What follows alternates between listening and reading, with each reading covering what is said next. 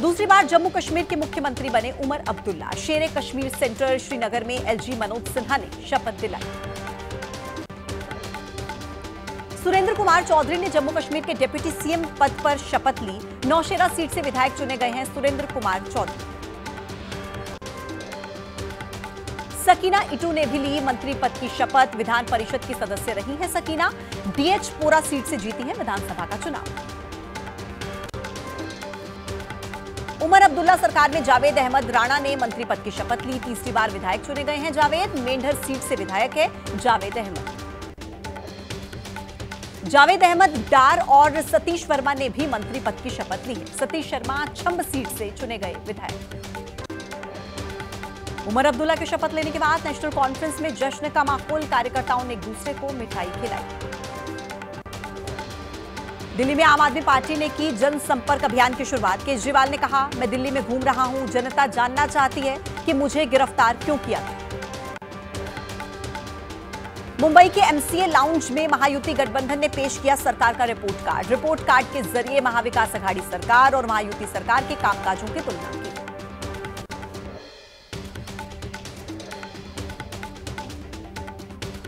तो वहीं महायुति सरकार एक कामकाजी सरकार है। अजित पवार ने इस दौरान इस बात का भी जिक्र किया।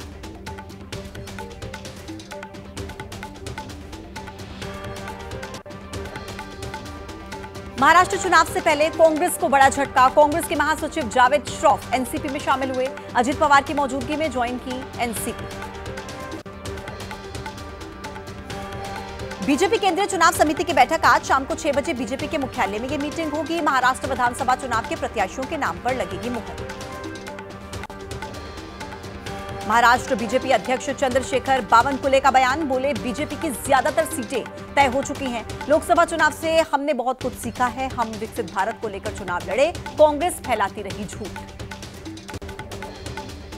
झारखंड चुनाव को लेकर बीजेपी चुनाव समिति की बैठक हुई। सूत्रों के मुताबिक करीब 55 विधानसभा की सीटों के लिए उम्मीदवारों के नाम फाइनल। झारखंड की करीब 12 सीटों पर बीजेपी के राष्ट्रीय अध्यक्ष को उम्मीदवार तय करने की जिम्मेदारी। सूत्रों के हवाले से खबर, अगले 1-2 दिनों में जारी हो सकती है पहली सूची। झारखंड विधानसभा चुनाव पर कांग्रेस के नेता सुबोध कांत सहाय का बयान। एक चरण में हो सकता था झारखंड का चुनाव, 2 चरण में चुनाव करके हमारे हाथ पैर बांधने का काम। प्रियंका गांधी वायनाड में लोकसभा उपचुनाव से चुनावी पारी का आगाज करेंगी। केरल की 2 विधानसभा सीटों के लिए भी कांग्रेस प्रत्याशी घोषित। राम्या हरिदास और राहुल एम लड़ेंगे उपचुनाव। केरल के वायनाड में लगे प्रियंका गांधी के जगह जगह पर पोस्टर। मलयालम भाषा में प्रियंका के पोस्टर में दिखा समर्थन। वायनाड लोकसभा सीट से उपचुनाव लड़ेंगी प्रियंका गांधी। सीएम नीतीश कुमार की चुप्पी पर तेजस्वी ने सवाल उठाए। कहा, अधिकारियों ने छुड़वाया नीतीश का भाषण देना। बंद कमरे में कर दी जाती है करोड़ों की योजनाएं। बिहार विधानसभा के उपचुनाव में प्रशांत किशोर ने ठोकी ताल। तरारी सीट से रिटायर्ड जनरल एसके सिंह को बनाया जनसुराज का उम्मीदवार। दिल्ली की कच्ची कॉलोनी में रहने वालों के लिए दिल्ली सरकार का फैसला। बिजली मीटर के लिए एनओसी की जरूरत नहीं पड़ेगी। 15 दिनों में मिलेगा बिजली कनेक्शन। आगामी त्योहारों को लेकर एक्शन में उत्तराखंड के मुख्यमंत्री पुष्कर सिंह धामी। कहा, खाने पीने की चीजों में मिलावट नहीं की जाएगी बर्दाश्त। अशुद्धता या असामाजिक गतिविधियों पर होगी सख्त कार्रवाई। पराली के मुद्दे पर पंजाब और हरियाणा से नाराज हुआ सुप्रीम कोर्ट। दोनों राज्यों के मुख्य सचिवों को व्यक्तिगत रूप से पेश होने के लिए कहा। वायु प्रदूषण के खतरे के बीच हरियाणा में जलाई जा रही है पराली। करनाल में सामने आया मामला। करनाल पिहुआ रोड का है पराली जलाने का मामला। हरियाणा के करनाल में नियमों को ताक पर रखकर किसान पराली जलाते दिखे। अब तक करनाल में 52 मामले पराली जलाने के सामने आ चुके हैं।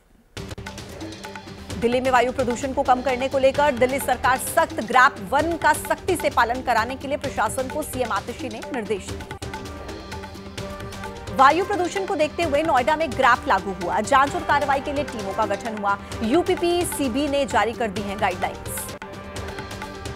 कनाडा के हिंदू सांसद चंद्र आर्य ने कनाडा में हिंदू पत्रकारों पर हमले का मुद्दा उठाया। कहा, खालिस्तानी चरमपंथ के बारे में रिपोर्टिंग करने वाले पत्रकारों को बनाया जा रहा है निशाना। यूपी के फिरोजाबाद के मद्दरे गांव के रवि कुमार ने जेल में बंद रहकर जीता पंचायत का चुनाव। रवि ने 2 वोटों से अपने प्रतिद्वंदी को हराया। गांव में पड़े कुल 272 वोटों में से रवि को 137 और दूसरी पार्टी को 135 वोट मिले। पटना में डबल मर्डर से फैली सनसनी। फ्लैट में दंपति के खून से लथपथ मिले शव। पुलिस के वरिष्ठ अधिकारियों ने घटनास्थल का जायजा लिया। दोनों के सिर पर लगी गंभीर चोट, जांच जारी। उत्तर प्रदेश के पीलीभीत में गिरिराज इंडस्ट्रीज पर प्रशासन का छापा। छापेमारी में बरामद हुई नकली सीमेंट की 1200 बोरियां। सैंपल लेकर अवैध सीमेंट फैक्ट्री को किया गया सीज। नामी कंपनियों के नाम पर नकली सीमेंट का चल रहा था कारोबार। बिहार के छपरा में जहरीली शराब पीने से एक व्यक्ति की मौत की खबर। 2 लोगों की आंखों की रोशनी तक चली। गुजरात के मेहसाणा में पुलिस ने जब्त किया करीब 75 लाख रुपए का नकली जीरा और सौंफ। रंग चढ़ाकर पैक की जा रही थी नकली सौंफ। जयपुर में पुलिस ने घी के गोदाम में छापा मारा। करीब 1000 लीटर नकली घी बरामद किया गया। नकली घी की बिक्री में इस्तेमाल किए जाने वाले रैपर और डिब्बे जब्त। खाद्य विभाग की टीम जांच में जुटी। आंध्र प्रदेश के नेल्लोर में बदला मौसम। भारी बारिश से लोगों की मुश्किलें बढ़ी। जगह जगह पर हुआ जलभराव। लोगों को आने जाने में हुई दिक्कत। चेन्नई में भी भारी बारिश की वजह से हाहाकार। सड़कों पर जमा हुआ कई फीट तक पानी। पंप लगाकर पानी निकालने में जुटा निगम। जम्मू कश्मीर के किश्तवाड़ के मुलवारवा गांव में आग से हड़कंप। आग में जलकर खाक हुए दर्जनों घर। एक गौशाला भी आग में जली। महाराष्ट्र के बीड़ में पड़ली बैजनाथ मंदिर के शिखर पर एनसीपी नेता ने हथौड़ा चला दिया। पुलिस ने मामला किया दर्ज। बेंगलुरु में मेट्रो लाइन के बीच में आने वाले पेड़ को गिराया गया। कई घंटे तक मेट्रो का संचालन बाधित रहा। आंध्र प्रदेश के विजयवाड़ा में गिरी महिला हॉस्टल की दीवार। दीवार के पास खड़ी 5 गाड़ियां बुरी तरह से क्षतिग्रस्त। बाबा सिद्दीकी की हत्या से सकते में हैं उनके चाहने वाले। फैजान अंसारी नाम के फैन ने अनोखे अंदाज में किया बाबा सिद्दीकी को याद। अपने शरीर पर बाबा सिद्दीकी का टैटू बनवाया। बिहार के बारा में अवैध शराब के खिलाफ पुलिस ने की कार्रवाई। 20 भट्टियां और भारी तादाद में कच्ची शराब नष्ट की गई।